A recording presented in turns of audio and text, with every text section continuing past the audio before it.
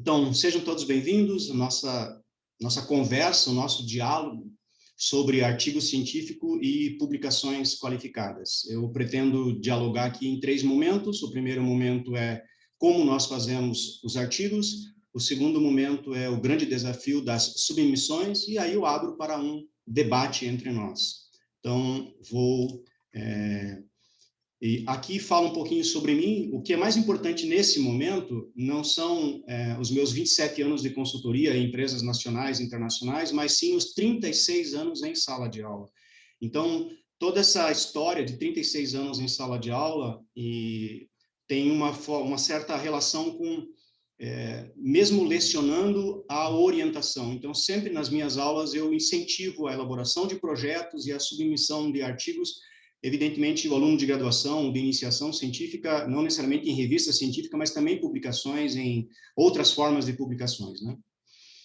Bom, do ponto de vista do Denis, como pesquisador, né, eu gosto de me definir em 4 perfis, né? Eu tenho um perfil que é o consultor, de 27 anos de experiências nacionais e internacionais em diferentes tipos de empresas, o perfil do educador, que são 36 anos, o perfil do pesquisador. Por exemplo, o nosso grupo de pesquisa em cidade digital estratégica já tem mais de 18 anos, e há mais de 20 anos eu faço pesquisa científica, mas eu gosto mesmo de ser chamado apenas de Denis, só Denis, que é o meu perfil propriamente dito. Do ponto de vista do pesquisador, né, eu sou um bolsista CNPq, que é o maior grau de pesquisa no nosso país, e é extremamente difícil ter essa vinculação de pesquisa no nosso país. Então, a minha experiência aí do ponto de vista de estrito senso, né, são mais de 140 defesas em cidade digital estratégica, especificamente a minha área de pesquisa, e já tenho publicado mais de 300 artigos científicos, o que me dá uma certa experiência de como fazer, de como não fazer, e o desafio de se manter vivo nessa atividade. Como o Marcelo falou, nós temos 4 escolas dentro do nosso grupo de pesquisa. Escola no sentido de formação. Cada uma dessas escolas tem os seus templates, tem a sua experiência. Por exemplo, a escola de mestrado, nós temos um projeto de 18 meses para fazer a pré-qualificação, a qualificação e a defesa. E nessa escola, então, tem os seus respectivos templates. A escola de doutorado, nós temos um projeto de 3 anos, e todos os doutorados da escola aqui, eles efetivamente têm uma tese. E aí sim, a tese é o maior fruto de possível publicação. Eu me refiro à tese porque apenas analisar algo em algum local não é uma tese. Eu tenho uma provocação muito grande quanto à tese. E um grande número de doutores brasileiros nacionais e também internacionais não tem tese, apesar de ter um doutorado, né? Então, a nossa escola tem um template, tem uma forma de construção de tese com base em teoria de modelos originais. E aí a escola de pós-doutorado, que tem um tempo livre, e o pós-doutorado é um momento em que as pessoas vêm fazer um pós-doutorado, que é o momento de rever o mestrado e o doutorado, e como nós temos a nossa escola de pesquisa científica. Essencialmente, hoje, a gente pesquisa cidade digital estratégica e uma paixão. Todos os meus orientandos, inclusive de iniciação científica, escolhem uma paixão. Isso é muito importante. E aí, a 4ª escola, que é o que nós vamos discutir, conversar aqui, é a escola de publicações, que é essa que eu vou me ater aqui. Mas, com relação às outras escolas, depois a gente pode dialogar, e você tem aí, depois eu deixarei meus e-mails e telefones e redes sociais para você tirar suas dúvidas. Desde já, convido quem estiver nos assistindo a fazer como aluno, ouvinte, as disciplinas de mestrado, fazer o próprio Marcelo fez comigo já uma disciplina, são todos muito bem-vindos nessas 4 escolas. Bom, então, observe que o grande desafio, né, a origem da publicação, a origem de um artigo, vírgula, robusto, vírgula, cientificamente robusto, ele veio de um projeto de pesquisa, e não de uma sala de aula, não de uma disciplina. Ele vem de um projeto de pesquisa, porque senão você só tem um artigo eventualmente inadequado. Então, esse projeto de pesquisa, eu coloco aqui essas possibilidades. Pode ser um projeto de pesquisa de graduação, TCC, trabalho de conclusão de curso, ou trabalho de final de curso. Mas pode ser um projeto de dissertação, um projeto de tese e um projeto de relatório de pós-doutorado. E ainda, né, um projeto para as agências de fomento, vírgula, nacionais e principalmente internacionais. Os dinheiros internacionais são muito mais disponíveis do que os nossos dinheiros nacionais, mas é preciso avançar num projeto de pesquisa numa língua, provavelmente a língua de inglês. Então, às vezes, o idioma também é um desafio para todos nós. Então, aqui, observe que para se falar de pesquisa e para se falar especialmente de artigo, eu gosto de colocar entre aspas que nós temos 3 momentos. O primeiro momento é o que eu chamo de pré-pesquisa, é preparar-se para a pesquisa. Eu sempre digo, o mestrado e o doutorado é um projeto de vida, né? Então, é uma pré-preparação, uma pré-pesquisa. Daí a pesquisa propriamente dita, né? No nosso caso, por exemplo, os alunos de mestrado, eles ficam em disciplinas um grande tempo e depois eles começam a pesquisa propriamente dita, né? E aí vem o pós-pesquisa, que é, entre aspas, a submissão. Então, eu quero dialogar um pouquinho sobre esses 3 momentos aqui. Bom, do ponto de vista da estrutura da nossa escola, então agora eu vou me referir à nossa escola. Isso não é necessariamente que tem que ser assim, é o nosso aprendizado da nossa escola. Então essa aqui é a estrutura das 5 sessões que a nossa escola tem, padrão ABNT, padrão APA. Eu tive o privilégio, eu digo privilégio porque eu fui pago pela PUC, pago pelo CNPq, para ficar 1 ano fazendo um pós-doutorado num país de primeiro mundo, né, no caso, os Estados Unidos, e eu tive o privilégio lá de assistir muitas aulas de metodologia de pesquisa, né? Eu tive o privilégio de conversar com grandes pesquisadores, e nós aqui na PUC sempre recebemos pesquisadores renomados internacionais que nos dão como se faz efetivamente um artigo internacional, como se faz um artigo de verdade, né?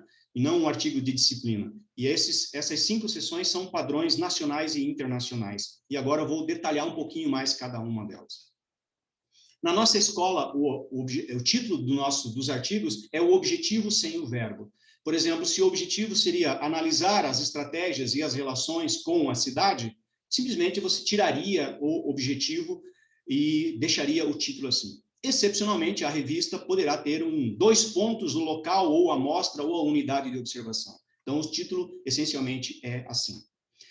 Na nossa escola, o resumo, evidentemente, respeitando as normas e regras daquela revista, daquele journal, é um único parágrafo com algumas sentenças. Se for possível, a primeira sentença é a contextualização, a segunda sentença é o objetivo claro e conciso, a terceira sentença, a metodologia da pesquisa, deixando claro, se possível, os construtos, subconstrutos e variáveis.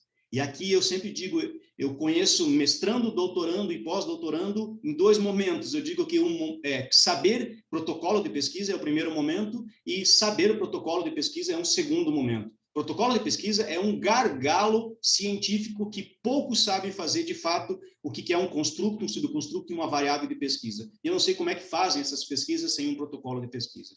Aí, então, a sentença dos resultados auferidos, que muitas vezes o avaliador ele quer ver o resultado auferido daquela pesquisa, efetivo o resultado auferido. E a última sentença, a conclusão. Então, aqui eu falo um pouquinho sobre resumo. Como eu disse, eu vou expondo aqui, você anote, por favor, aí depois nós podemos retomar cada uma dessas apresentações.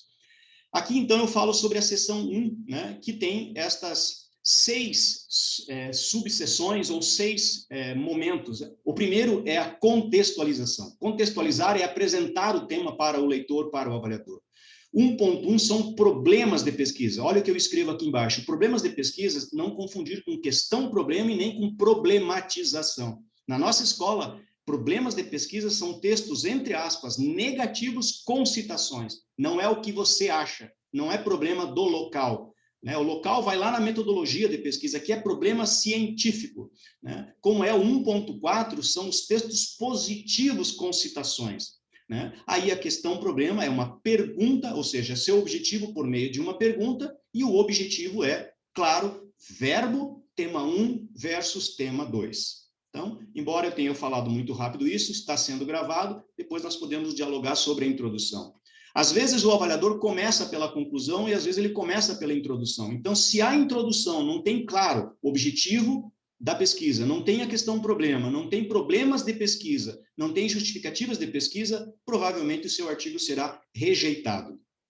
E, claro, esse sinal de colchete nos templates internacionais significa opcional. Eventualmente, você pode colocar a originalidade também para reforçar a relevância do seu artigo.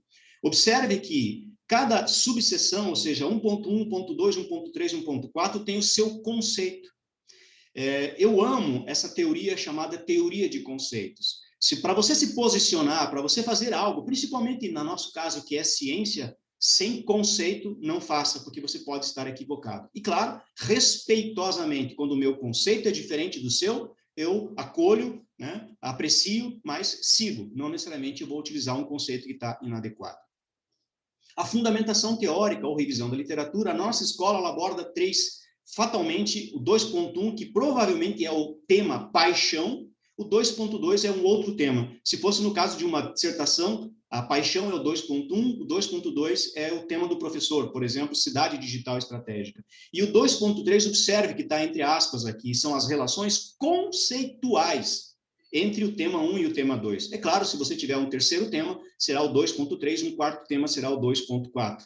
E o último, 2.n, é sempre a relação conceitual desses temas respectivos.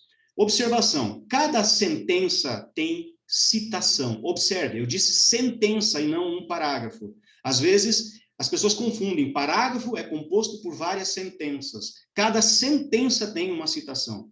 Eu sempre digo aqui, não pode ter nenhuma sentença sem citação, mesmo que pode ser até a sua autocitação, mas não é possível aqui uma citação, uma sentença sem citação. E aqui, eu sempre relembro, aqui, a última frase que está aqui embaixo, né? Contém apenas conceitos, definições e abordagens, ou tipos de algo. Aqui não tem análise, aqui não tem problema, aqui não tem opinião pessoal, aqui é bibliometria na veia, como nós já comentamos sobre a bibliometria. Para algumas pessoas essa palavra é nova, mas para se falar em ciência, a bibliometria é fundamental.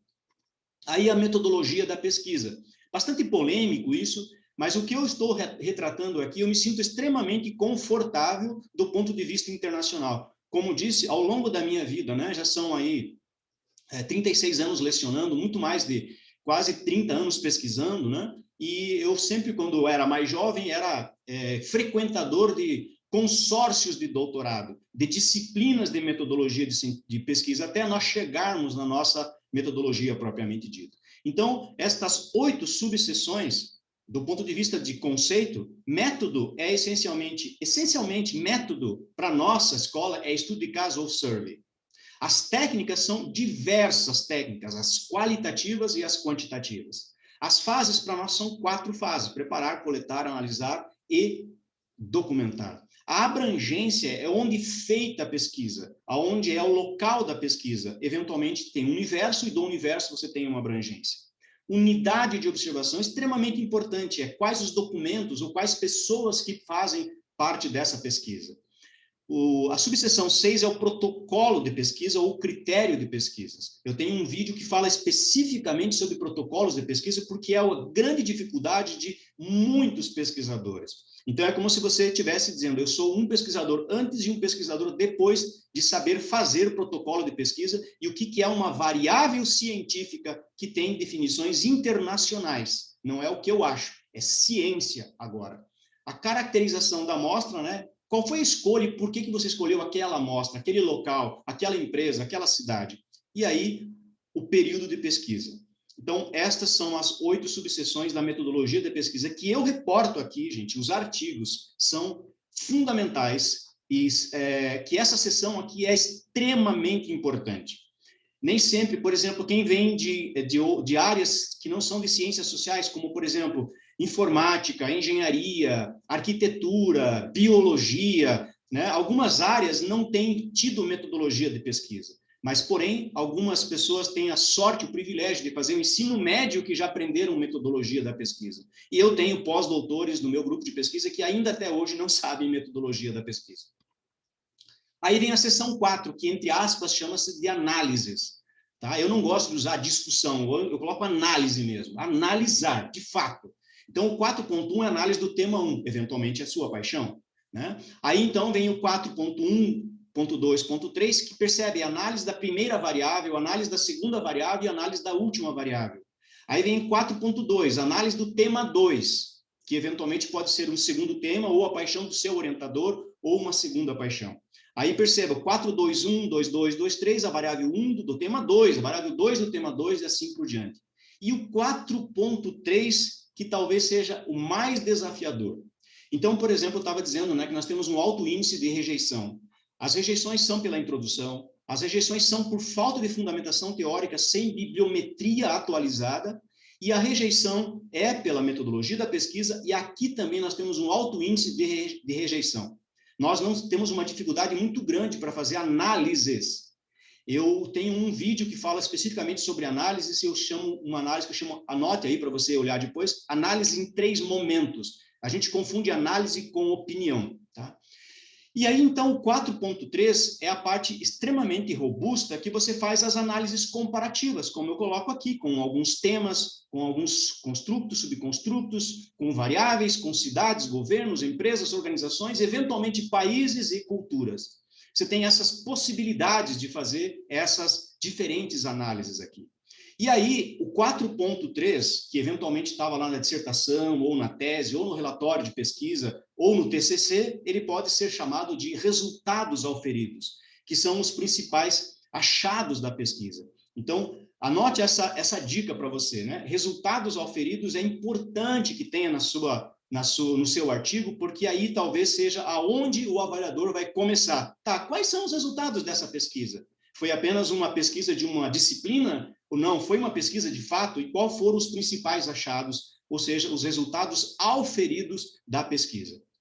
Aqui ainda as duas últimas observações aqui embaixo da seção 4, eu particularmente não incentivo muito, mas alguns autores gostam de retomar as citações da fundamentação teórica para dizer, segundo aquele autor, a análise é assim. Tá? É uma possibilidade, né?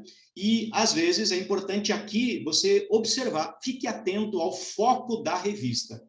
O foco da revista tem que aparecer no resumo, na introdução, o foco da revista tem que aparecer aqui nas análises e também na conclusão. Aí, a última seção é o que nós chamamos de conclusão, singular, não conclusões, né? Então, a conclusão, ela é dividida em 4 ou 5 subseções. Primeiro, faltou aqui, não está explícito aqui, a contextualização, né? Aqui tem um problema de digitação, deixei aí, antes do 5.1 tem a contextualização, eu vou ajustar aqui depois esse slide, e daí sim, o resgate do objetivo, os resultados auferidos, as contribuições da pesquisa e as limitações da pesquisa. Então, a parte mais importante aqui são as contribuições da pesquisa. E, já por sua vez, as limitações também são relevantes. Eu também tenho disponível no meu canal do YouTube, que tem o meu nome completo, Denis Alcides Rezende, um vídeo específico sobre análises e um vídeo específico sobre conclusão, perdão, no singular, né? Contribuições da conclusão, contribuições plural, conclusão no singular. Então, às vezes, também observe essas observações, né? O fechamento com algumas frases finais, como relevância da pesquisa, que amplia algo, que auxilia alguém, ou auxilia algo e amplia alguém, e alguns avanços do tema. E, de novo, o foco na revista. E aí, então, vem os elementos finais de um relatório de pesquisa, de um artigo. Eventualmente, você precisa colocar aí figuras, mapas ou tabelas com os elementos textuais.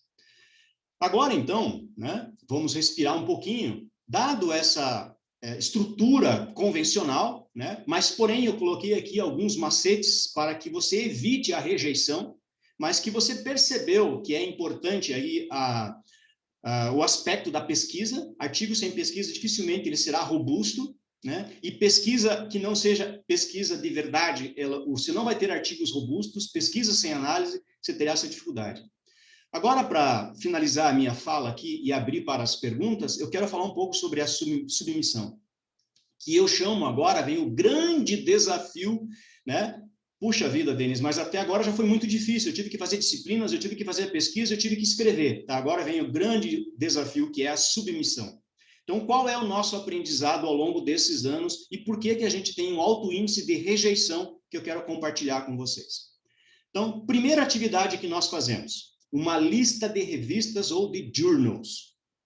Então, observe embaixo, eu escrevo aqui, atenção, existe o Qualis atual, que é o que está em vigor, e existe o novo Qualis, que está para ser aceito ou não.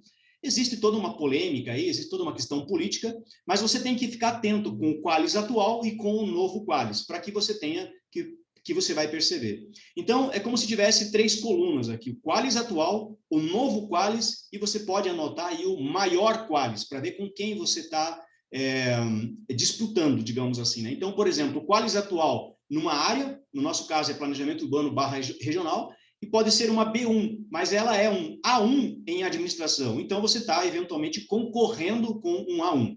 Então, primeiro, a gente faz a lista de revistas possíveis. Segundo, uma análise detalhada, esmiuçada da revista ou do journal. Verificar naquela revista se tem aderências com as tuas palavras-chave. Depois, selecionar alguns artigos daquela revista que você imagina submeter e incluir aqueles artigos no seu artigo. E, evidentemente, fazer a revisão da bibliometria. Então, primeiro momento, faz a lista. Segundo momento, uma análise criteriosa da revista ou do journal. Observe que aqui eu nem estou comentando congresso e nem livro, né? Terceiro momento, que é um tanto quanto chato e trabalhoso, é formatar nas normas específicas daquela revista. E muitas vezes nós temos que fazer uma cover letter específica daquela revista, temos que fazer indicação de avaliadores, eventualmente se cadastrar no ORCID. Então, existe todo um terceiro momento que eu chamo de formatação nas normas, que demanda de tempo e que eu sugiro que você coloque no seu plano de trabalho, né? E fique atento, então, com quais.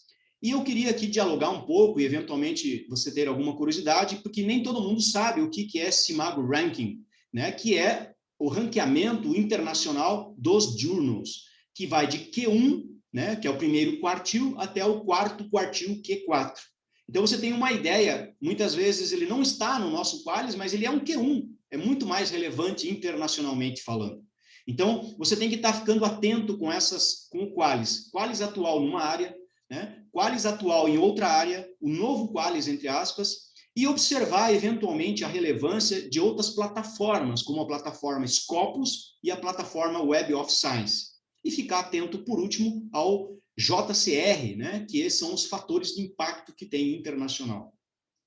Diante disso, agora, eu faço a minha conclusão aqui no aspecto de 2 momentos, né? O primeiro momento eu expliquei a estrutura de um artigo e o segundo momento que vem a submissão, e diante disso agora eu coloco-me aqui à disposição para nós dialogarmos sobre tudo que eu falei. Então agora me coloco aqui à disposição de perguntas, à disposição, alguém quiser falar, por favor, pegue o microfone e fique à vontade. Denis, eu queria abrir aqui só já novamente agradecendo, pedindo para você comentar um pouquinho, você bateu na questão da bibliometria, né? Essa importância de você mapear os artigos daquela área, né? Os melhores artigos, né?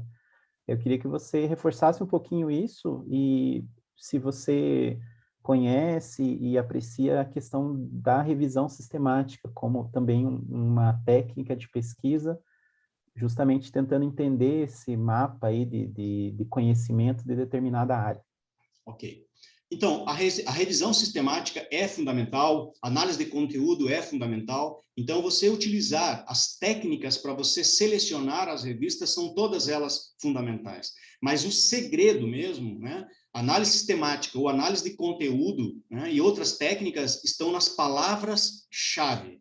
Então, são as palavras-chave do teu artigo é que vão te direcionar para você fazer análise sistemática ou análise de conteúdos, né? Então, com base nessas palavras-chave, e aí estamos falando de português, mas às vezes você vai na bibliometria, né? Então, para quem não está familiarizado e vai assistir pela primeira vez essa palavra, o que é bibliometria? A bibliometria é buscar nas bibliotecas hoje eletrônicas, né? Porque não tudo hoje estão nas bibliotecas eletrônicas, as palavras-chave que são pertinentes ao teu tema. Então, você tem um tema, ou uma paixão, ou construto. Tema, paixão ou construto são sinônimos. Frequentemente, esse tema, paixão ou construto é dividido em subtemas e cada um destes subtemas, né, são divididos em variáveis. Essas variáveis, ou subconstrutos, ou temas, são as palavras-chave. E são essas palavras-chave que você vai fazer a sua bibliometria. Que mais de perguntas? Professor, você poderia falar um pouquinho mais sobre a questão dos protocolos de pesquisa? Eu sou da área de biológicas e, às vezes, a gente tem algumas confusões mesmo na hora de escrever a metodologia, de como expor esses protocolos de pesquisa. Claro. Então, o protocolo de pesquisa também é chamado de critérios de pesquisa. A fundamentação teórica dele, o precursor dele é um autor chamado Y-I-N. Tá? Depois eu posso compartilhar aqui. Eu vou te pedir duas gentilezas, Juliana. A primeira gentileza, eu gosto que me chame só de Denis, né? E a segunda gentileza, eu vou colocar aqui depois, ou então você vai procurar aí na sua internet, né, o canal do YouTube, depois a gente o Marcelo vai compartilhar, eu vou compartilhar aqui também, o canal do YouTube, e nesse canal do YouTube tem um vídeo especificamente sobre o protocolo de pesquisa, que é a grande dificuldade. Mas para te adiantar um pouquinho, o protocolo de pesquisa é um documento, essencialmente, que tem principalmente 4 colunas. A primeira coluna é o nome da variável, a segunda coluna é a fonte da onde que você tirou aquela citação, o autor. A terceira coluna é a pergunta, a questão da pergunta, perdão, a questão ou a pergunta. E a quarta coluna é a unidade de medida, que nós chamamos também de unidade de medida ou respostas possíveis. Então, de novo, se você tem um construto, um subconstruto, aí você vai montar teu protocolo de pesquisa. Primeira coluna, nome da variável. Segunda coluna, fundamentação teórica, o nome do autor. Terceira coluna, a pergunta que você vai usar para um questionário, ou para uma entrevista, ou para você buscar individualmente. E a quarta coluna é a resposta possível. Por exemplo, a variável poderia ser nome do Estado Civil. Isso vem, a segunda coluna poderia ser lá, Silva ou Prado 2012, que é a tua referencial teórico. A terceira coluna é pergunta. Qual é o nome do Estado Civil do cidadão, se fosse o caso dessa variável? Quarta coluna, e que vai ter as respostas possíveis. Solteiro, casado, divorciado, viúvo. Então, esse é um protocolo de pesquisa, né?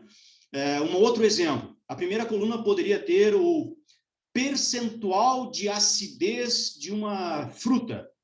Aí a segunda coluna, o autor e ano. A terceira coluna, pergunta, qual é o percentual de acidez da fruta X? A quarta coluna, 5%, 10%, 20%, é sempre a resposta possível, né? Então, isso é um protocolo de pesquisa. Mas, se nós não entendermos do tema em questão, a gente não consegue fazer o nosso protocolo de pesquisa e não domina aquilo. Então, quando eu vou fazer nesse vídeo, eu dou exemplo de tijolo, eu dou exemplo de ambiente para arquitetos, tijolo para engenheiros, um ambiente de paisagem ou ambiente de uma praça urbana para arquitetos, eu dou exemplo de alimentos, eu dou exemplo de estratégias, dou exemplo de serviços públicos, como que se faz um protocolo de pesquisa. Gentilmente, eu vou pedir para você acessar esse vídeo que vai devagarinho explicando essas 4 colunas mínimas, essenciais para um protocolo de pesquisa. Ou seja, Juliana, não é possível você fazer uma pesquisa sem um protocolo de pesquisa, porque você vai pesquisando sem robustez científica. Por isso que na seção 4, nós vamos fazer, então, análise da primeira variável, análise da segunda variável, que é do tema 1, análise da terceira variável, do tema 1. Assim, você, com base no teu protocolo de pesquisa e com base no que você auferiu na pesquisa, os seus resultados qualitativos e quantitativos, você faz a análise que vai te dar uma robustez científica do teu artigo. Por favor, complemente a pergunta se eu não respondi adequadamente. Não, perfeito. Obrigada, Denis. Ok. Denis, é Nelson. Por gentileza, a questão assim é que fica... Nós temos várias bases de dados, né, inclusive nacional, mas acho que as principais, pelo que o senhor coloca, ainda a Scopus e a Web of Science que são as principais. Mas, vamos dizer, para a pesquisa, muitas vezes os orientadores pedem até para fazer a pesquisa aqui no banco de teses e dissertações. Claro. Mas, assim, essas duas bases, elas já não teriam uma base suficiente assim para não excluir as outras, mas elas têm um potencial de pesquisa, de reconhecimento que abrange as outras. Ok. Qual é a sua opinião a respeito? Ok. Então, vamos colocar, de qualquer maneira, se nós estivéssemos falando de um trabalho de conclusão de curso da graduação, é a mesma coisa, a dissertação é a mesma coisa, e o doutorado e o pós-doutorado. Nesses 4 níveis, graduação, mestrado, doutorado e pós-doutorado, a nossa escola, ela divide em 3 momentos a trajetória do aluno.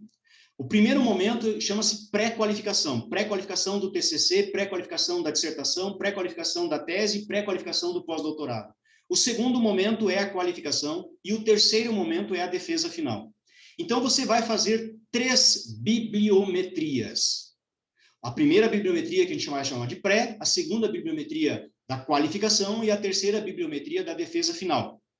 Aí, quanto às bibliotecas? Então, realmente, essas bibliotecas eletrônicas que são orientadas como a Scopus, Web of Science, e ProQuest, todas essas bibliotecas internacionais são as mais indicadas para a qualificação e a defesa final. Eventualmente, na pré-qualificação, você pode usar uma biblioteca um pouco mais simples, mas hoje em dia você vai sempre utilizar as bibliotecas eletrônicas. Então, mas, Nelson, eu ainda reputo, né? Você pode usar, então, as teses, dissertações dos seus colegas, eu sempre brinco, dos seus irmãos, do seu orientador, mas, de fato, eu acho que são 2 responsabilidades, né? A responsabilidade do aluno, do mestrando, doutorando, pós-doutorando e graduando, buscar essa bibliometria e fazer, a responsabilidade é dele, porém, a orientação é do seu orientador, que vai dando essas sugestões de quais bibliotecas são mais coerentes. Mas, de novo, biblioteca de teses ou dissertações, sim, são muito importantes. Porque, por exemplo, eu já tenho um número de doutores formados. Eu sempre digo que, no mínimo, ele tem que ler as teses que já foram defendidas como base para ele. As últimas teses são as melhores teses, do ponto de vista de conteúdo. Aquelas teses também têm referências, né? E a partir de uma referência, você vai buscar outra. E eu queria complementar, Nelson, eu sempre falo para os meus alunos, o Marcelo já foi meu aluno e vai lembrar disso, quando você faz uma bibliometria, a base sempre, de novo, são as palavras-chave. Identifica a palavra-chave. Fica bem atento, porque nós estamos falando de palavra-chave em português, em espanhol e em inglês. E cuidado com as traduções. Pergunte para o seu orientador se aquela tradução é adequada. Muitas vezes a gente faz uma tradução inadequada. O seu orientador deve te ajudar na tradução das palavras-chave, pelo menos, né? Por exemplo, eu trabalho com cidade digital estratégica, Strategic Digital City. Não é Smart Cities, não é cidade inteligente. São conceitos distintos. Então, para o leigo, é tudo a mesma coisa. Então, o orientador tem uma peça fundamental. Eu sempre brinco com os meus orientandos, né? Feliz daquele que tem um orientador que não atrapalhe, né? Mas, particularmente, aqui eu tenho uma reunião semanal. Todos os meus orientandos são obrigados a me passar durante o final de semana e na terça-feira eu abro o seu trabalho semanal. Então, semanalmente a gente tem esse diálogo, eu faço questão de fazer esse diálogo, começa às 7 horas da manhã, vou até meio-dia, na terça-feira nós temos reunião no grupo de pesquisa, né? Isso é fundamental, a aproximação com o seu orientador, né? Então, o foco está nas palavras-chave. As bibliotecas, você pode ir dialogando com o seu orientador, ele vai dizendo, né? Por exemplo, esse autor não é interessante, essa biblioteca não é interessante. E, às vezes, Nelson, tem uma biblioteca específica da tua paixão, né? Por exemplo, eu tenho orientandos que trabalham com saúde urbana. Ele tem uma biblioteca específica da saúde urbana. E, às vezes, não é a Scopus, ou a Web of Science, ou a ProQuest, ou a banco de teses, não é exatamente só aquela, pode ser que não seja a mais adequada. Então, é um processo de construção a bibliometria. Por que eu fico bastante tranquilo com isso? Porque os meus orientandos vão trabalhando isso semanalmente, e eu vou fazendo junto com eles. Eles vão me apresentando semanalmente a bibliometria e a gente vai construindo o que nós chamamos de catalogação, né? E, às vezes, eu tenho que ensinar um doutorando e, às vezes, até um pós-doutorando, que dirá um mestrando, para fazer catalogação. A gente não pode ter vergonha de dizer eu não sei fazer catalogação. A disciplina que eu leciono, que é de Cidade Digital Estratégica, que começa agora em agosto, nós começamos a fazer a catalogação até para perceber isso. E essa catalogação, então, Nelson, eu vou te dar aí um grande aprendizado nosso. Para cada artigo que você selecionou, supondo que aquele artigo seja relevante, você tem que tirar dele pelo menos 4, que eu brinco sempre, enxadadas. Eu vou tirar daquele artigo 4 coisas fundamentais. Dentre elas, não nesta ordem, uma delas, aquele autor, eu posso tirar daquele artigo os problemas de pesquisa, ou seja, textos negativos segundo aquele autor. Segunda enxadada, textos positivos, que vão me dar a justificativa da minha pesquisa, a relevância da minha pesquisa. Terceira enxadada, fundamentação teórica. É impressionante como nós confundimos fundamentação teórica com qualquer coisa. Fundamentação teórica só vai conceito, definições e abordagens. Não vai análise, não vai problema, não vai justificativa, não vai comentários. Fundamentação teórica, revisão da literatura. Terceira enxadada. Quarta enxadada, como que esse autor fez as análises para que eu possa, eventualmente, ter uma dica de fazer as análises qualitativas e quantitativas. A minha história, eu posso, ao longo de toda essa trajetória de 36 anos lecionando e 20 e poucos pesquisando, é que nós não sabemos fazer análise científica. A gente só sabe fazer opinião e descrição de dados. Mais uma vez, recomendo que você assista com calma um vídeo que chama-se Análises de Pesquisa, que eu mostro como se faz uma análise, que eu chamo de análise em 3 momentos. Primeiro momento, posicionamento. Existe, não existe, tá bom, tá ruim. Segundo momento, números, né? Resultados. Terceiro momento, comparativo. Eu explico isso detalhadamente nos meus vídeos. Que mais de perguntas? Por favor, Silvana, ergueu a mão, por favor. Opa, achei o microfone. Boa tarde, Denis. Boa tarde, Silvana. Silvana.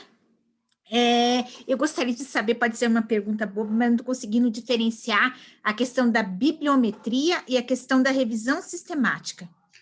A bibliometria é maior, digamos assim, tá? A revisão sistemática é uma técnica para fazer bibliometria.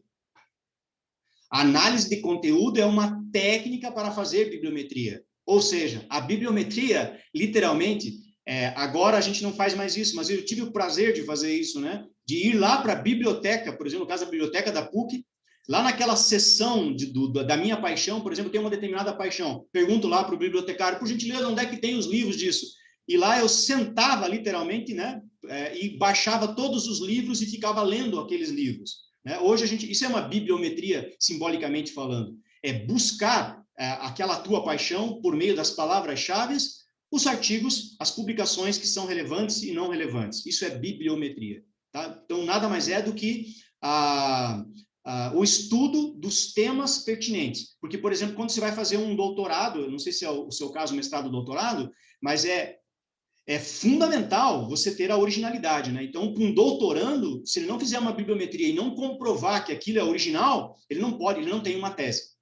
Então, vê se eu expliquei adequadamente. Bibliometria é o ato de buscar nas bibliotecas eletrônicas e físicas os artigos, os livros, os temas da minha paixão e suas palavras-chave. Análise de conteúdo e outras técnicas você pode usar para fazer isso. Que mais de perguntas? Professor, desculpa, Nelson, outra vez. A questão, quando você faz a escrita, né?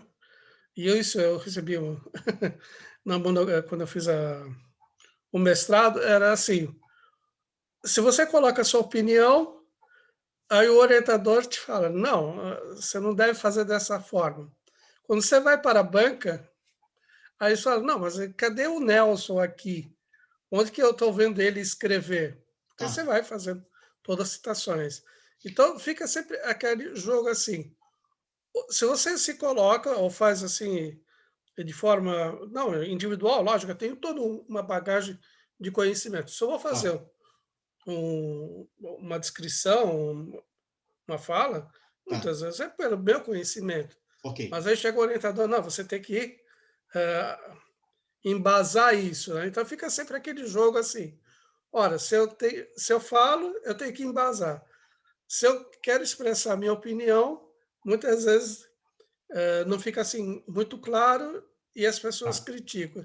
Vou comentar. Então eu fico sempre assim, como que fazer? Agora, por exemplo, dentro do doutorado, qual vai ser o meu espaço de escrita, né? Ok. Então, vamos lá. Então, são duas questões aí, né?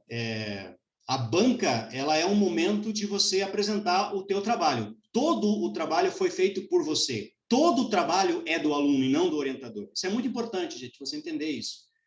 Percebe assim, ó, todo o trabalho que está sendo apresentado ali é do aluno, é do candidato e não do orientador. O orientador, como se diz, é o orientador, não é dele o trabalho.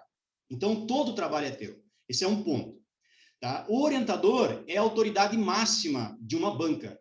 É ele que vai dar, essencialmente, a condição de aprovado ou reprovado. Os outros professores vão colaborar. Bom, você, Nelson, vai ser doutor.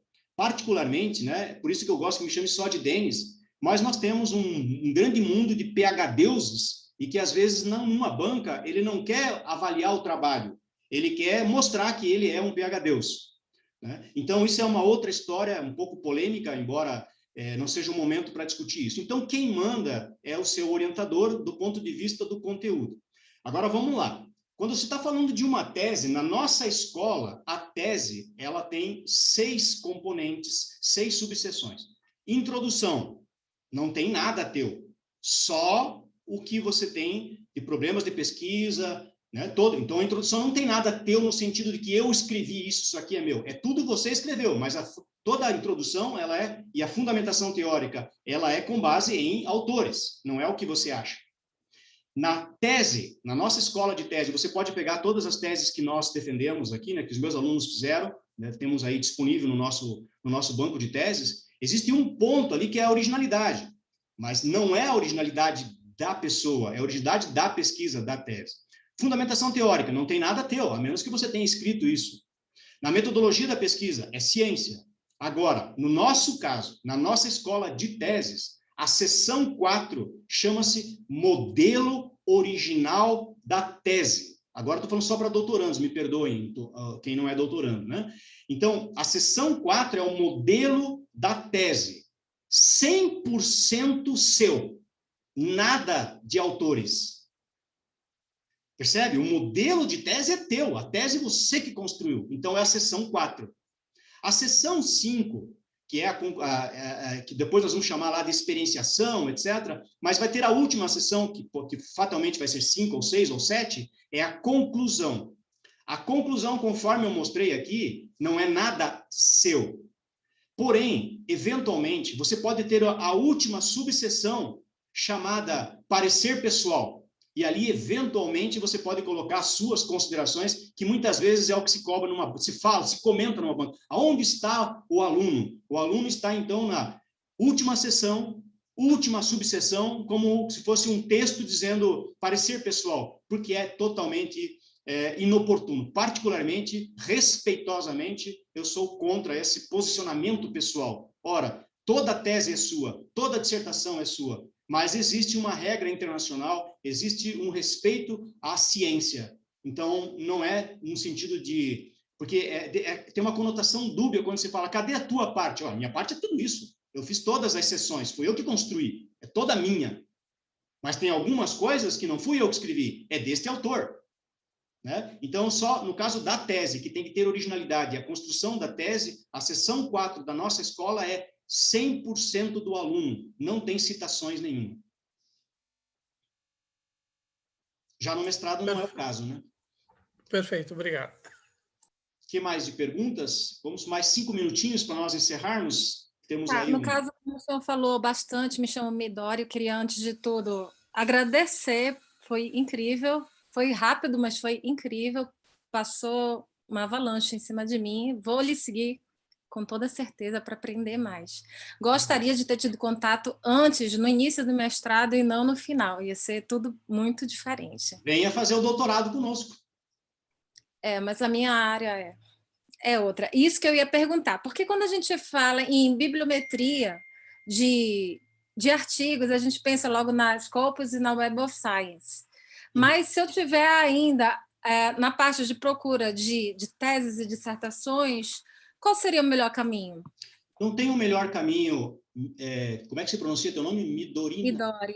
Midorina, isso?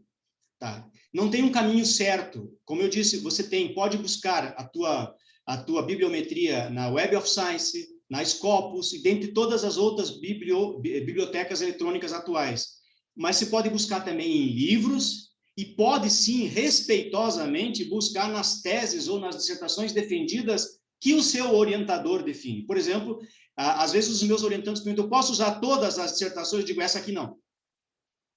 Tá? Então, o orientador vai te dar, literalmente, vai te orientar para você buscar a sua específica bibliometria. Gentilmente, qual é a sua área?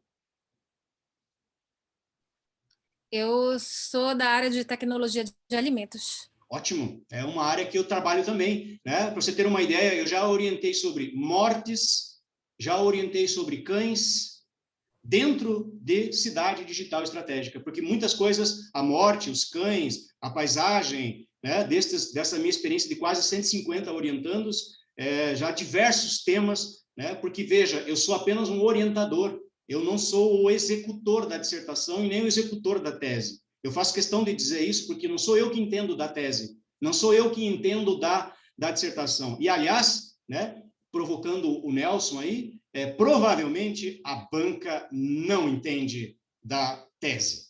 Tá? Se for tese, provavelmente, se for tese, eu vou repetir, tá? Eu vou repetir devagar. Se for uma tese, provavelmente a banca não entende da sua tese. Se for um mestrado, respeitosamente, é possível que sim. Mas eu posso afirmar que todas as teses que eu participei da banca e todas as teses que eu orientei, eu não domino as teses. Quem domina é o doutor. Então, é muito singelo essa participação, né?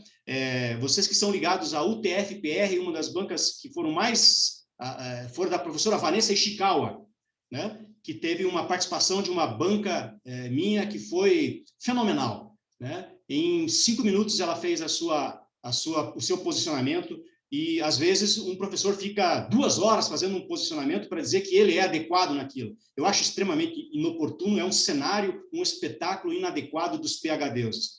Mas, eventualmente, você também será uma PhDeusa e você vai lembrar disso. A gente precisa mudar um pouco essa questão, né, de essa postura nossa de uma arrogância que definitivamente, inclusive dos próprios mestrados, quem entende, quem fez ora, se foi o aluno que fez a dissertação, se foi o aluno que fez a pesquisa, não, nem o orientador entende, né? Eu entendo de algumas coisas e eu faço questão de não entender. Tá, então você já orientou sobre morte, já, sobre paisagem, já, sobre iluminação, já, sobre cães, já. Eu domino isso? Não. Eu fui o orientador, quem domina é o mestre. Percebe, gente? Assim, ó, você vai ser mestre na sua paixão. Você vai ser doutor na sua paixão. Você é um graduando na sua área, né? Eu tenho alunos que hoje eu trabalho com o pessoal de biologia, eu trabalho com gastronomia. Eu não entendo de gastronomia. E se eu estiver orientando em gastronomia, quem tem que saber é definitivamente o candidato. Então, muitas vezes, é uma arrogância nossa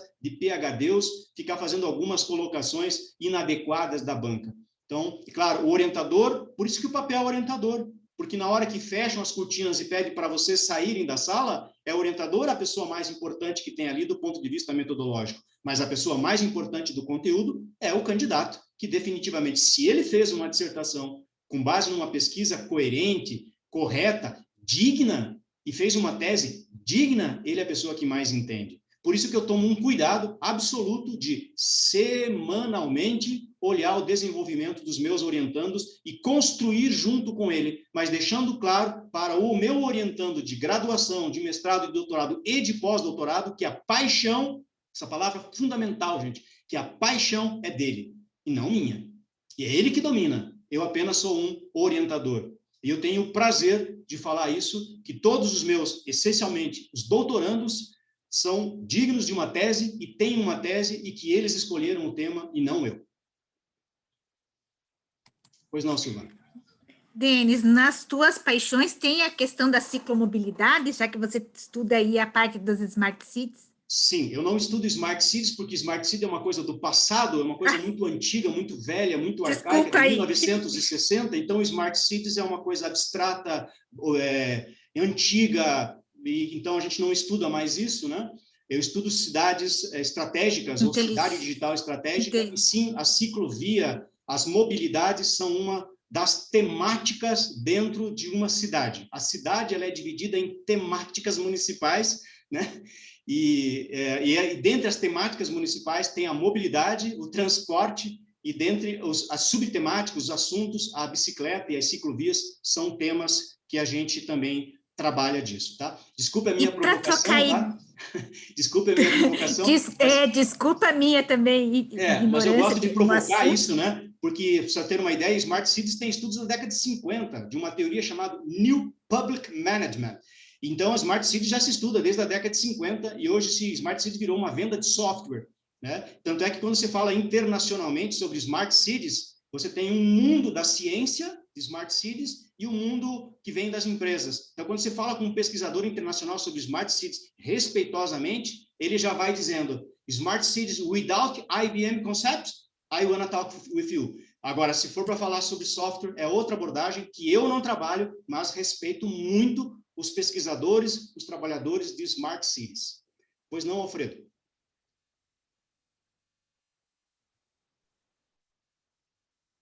Muito obrigado pela atenção. Não estou te ouvindo.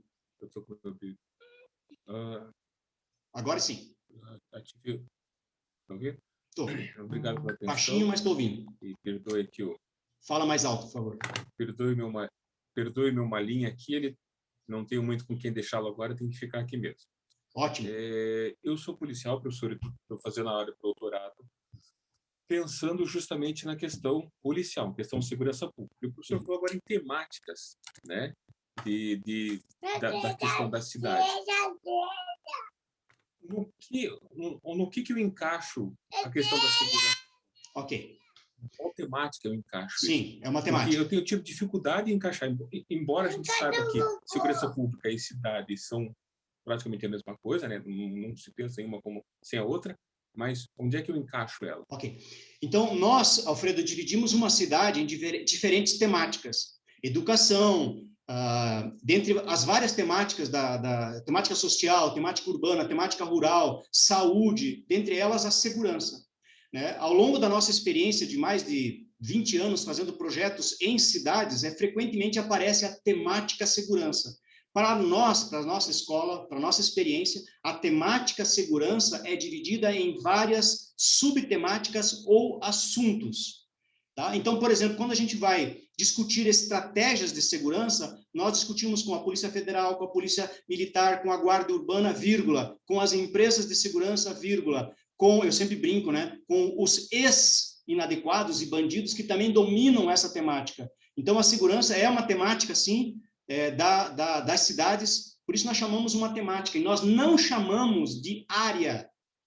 Né? O pessoal de urbanismo tende a chamar de área de cidade, a área urbana, a área de segurança, a área... Não, nós chamamos de temática pública, porque isso vem... Eu sou um administrador, e nós vemos com base a ciência da administração. Então, a ciência da administração pública divide uma cidade, o governo municipal, o governo estadual e o governo federal em temáticas públicas, dentre elas a segurança, e a segurança é subdividida em vários assuntos. Eu posso enviar para você, se você quiser me mandar por e-mail, eu te envio como que a gente faz essa questão da segurança pública com o maior prazer. Pois não, Silvana, vamos colocar mais 5 minutos, daí a gente encerra, né? Tá bom, gente? Porque, olha, assunto a gente tem para o dia todo, né? Mas eu tenho uma agenda também daqui a pouco. Desculpa, vou provocar em nome de todo mundo que está aqui na sala. Se a gente tiver mais perguntas, quiser trocar mais ideias com você, como que a gente poderia trocar essas ideias com você? Tá, depois eu vou passar já aqui os meus contatos, né? Vou copiar aqui os meus contatos né? Mas vou passar aqui meu e-mail, meus contatos aqui, vou deixar já pronto aqui e já vou passar para você e com relação aqui, então, vou compartilhar de novo aqui o share screen. e aí a gente já vai para essa temática aqui, então, só um minutinho. Aqui estão alguns dos meus contatos. Aqui estão alguns dos meus contatos, então, né? Tem o canal do YouTube, que é meu nome completo, tem o Instagram, tem o Facebook, tem o Twitter, né? E aí embaixo tem os meus e-mails, né? O mais importante talvez seja o que está embaixo, denis.rezende@pucpr.br, é meu e-mail, né? Então, claro, eu estou aqui me disponibilizando para trocar ideias com vocês. Aqui tem os meus contatos, e o mais importante aí talvez seja o e-mail, para que possa dialogar algum texto. Eu vou reiterar o meu e-mail, denis.rezende com Z, né, rezende com Z, @pucpr.br, e também o canal do YouTube, que é meu nome completo, Denis Alcides Rezende, canal do YouTube. Eu procuro sempre, na medida que vão aparecendo dúvidas, tanto para os meus orientandos, é um novo canal, tem menos de um ano esse canal, que a gente está reconstruindo, né, as minhas aulas, as minhas orientações, eu vou reconstruindo e vou adicionando aí. Mas com relação a artigo científico, a projeto de pesquisa, a protocolo de pesquisa, com relação às análises, a conclusão, já tem vídeos específicos que muitas das respostas tem isso também. E por caso do Alfredo, que perguntou aí sobre temáticas, também tem vídeo que fala sobre temáticas municipais, sobre planejamento estratégico e assim por diante, a gente vai compartilhando. Então, a minha resposta é sim, Silvana, e todos vocês podem me procurar, eu vou respondendo, compartilhando os meus conhecimentos aos poucos. Nós temos uma agenda bastante completa, mas aos poucos eu vou compartilhando com vocês. Então, nesse momento, eu quero registrar os meus agradecimentos e reiterar, então, que fico disponível para vocês, na medida do possível. Eu vou respondendo com calma, né? Tivemos aí cerca de um grupo de pessoas que participaram, fico muito agradecido pela participação de vocês, e esse foi o nosso primeiro contato para alguns de vocês. Muito obrigado aí mais uma vez, o contato, e, gentilmente, muito obrigado a todos. Até a próxima, então.